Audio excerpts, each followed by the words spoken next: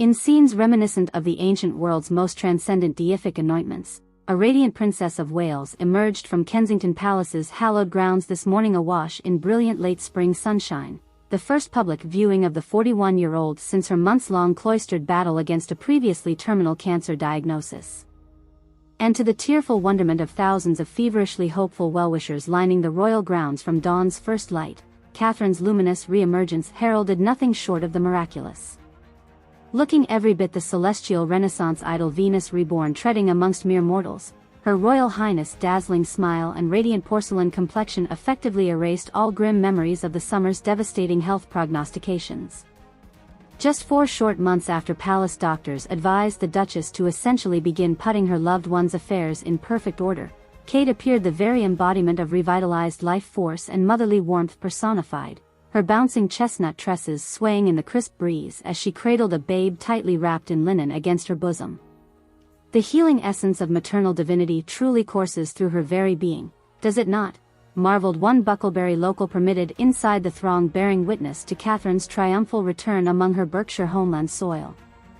She walks once more amongst the ancestral land's apple groves reborn as England's holiest figure, the chosen vessel delivering new sacred life to the royal fold itself.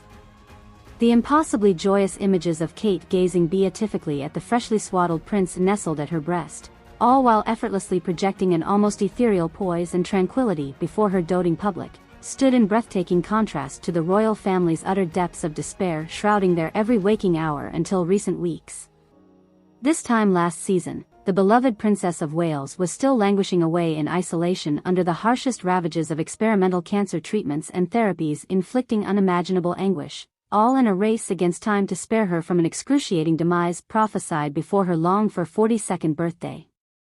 While the sordid tell-alls from disgraced insiders once painted distorted portraits of a Kate gripped by jaundiced physical collapse, delirious mind hazes and suicidal depressive spirals as the toxins and surgical knives took their grisly toll, today's exalted maternal figure emerging resplendent through Kensington's wrought iron gates for the world represents the first unblemished look at England's newest, most divine risen icon in the flesh. When last we glimpsed her withered face and wasting frame returning from Belgian clinic through telephoto lenses, dear Catherine seemed destined for Sancta Camilla's cruel fate, another beloved mother of the air felled in the prime of life, lamented lifelong Balmoral staffers whilst reverentially describing their restored princess's public rebirth. But now look at how the healing universe has spared our jewel and welcomed back to us its most radiant daughter. Indeed, even by the lofty standards of ageless nobility Britain has cast in lore for centuries, the Duchess of Cambridge wholly transcended her peers amongst the royal family the moment she revealed her regenerated form in the flesh to worldwide elation.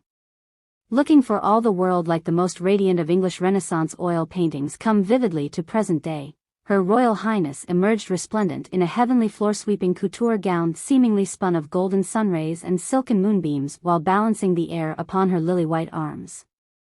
With nary a line nor imperfection visible upon the 41-year-old's luminescent complexion to belie her harrowing ordeal, Catherine seemed almost divinely cast as Britain's eternal Marian sovereign blessed with a heavenly second act. Her effortless command of the crowds and abundance of beatific poise created an aura of mythic regality unmatched by any royal figure in generations.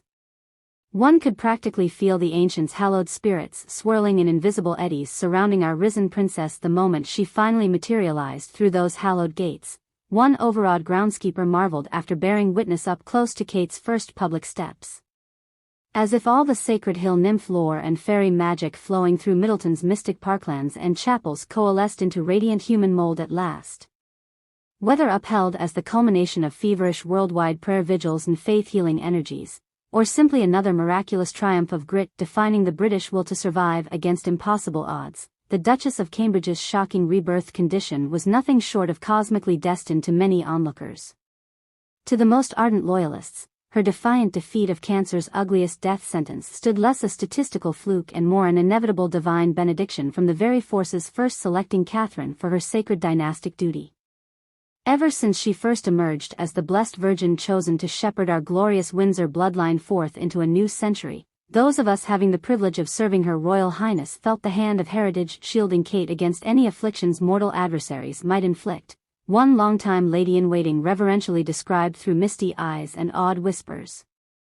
She walks a plane transcending our earthly toils, an immortal emanation of Britannia herself clothed in nobility's deathless garments and graces. No mere disease could permanently extinguish such sacred light.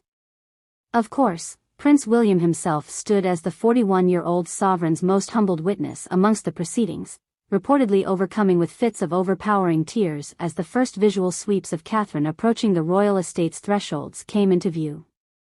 Accounts from those closest to the grief-stricken Prince of Wales through the darkest months describe a spouse clinging obsessively to Catherine's every agonized exhale and haunted midnight panting for fear of her spirit slipping away for good. He spoke constantly of the anguish feeling her wither between his protective palms while fighting for every fleeting second more to behold her eternal warmth. One solitary aide dutifully attending the couple's most chilling chemotherapy vigils confided. Just watching her graceful smiles replenished from withered concentration camp porcelain to rosy maternal glow, it's as if God herself manifested in the flesh returning to restore Will's very hopes for living.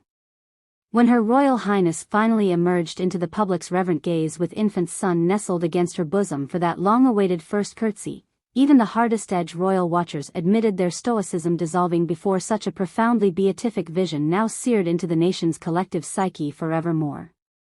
As Kate looked radiantly into the heavens while silently absorbing her loving subjects' rapturous applause for the first time as a mother reborn, a shooting star even appeared to cascade brilliantly across the crystal blue expanse, as if the very cosmos themselves blessed the princess with a meteorological thumbs up. We have served under countless House of Windsor generations over these near 2 centuries standing vigil for Britannia itself through revolutions and devastations unimaginable, yet have never witnessed a radiant crowning glory to rival our Catherine's triumph this blessed morning, the Kensington ground staffer effused, still amidst muted sobs after Kate disappeared from view behind the palace's stoic walls. We may never understand how the fates conspired delivering us back our angel after heaven's gates loomed so decisively within reach just weeks prior. But no one can longer doubt the living canonization happening before our very eyes. Ours is the luckiest generation since Elizabeth herself for whom God has smiled so bountifully upon. With Catherine's future now standing reaffirmed as the nation's beckoning North Star for generations still unborn, the resplendently blossoming princess supporters now wildly speculate about potential for a new modern Elizabethan era to be minted under her blessed reign alongside William at the British Crown's helm.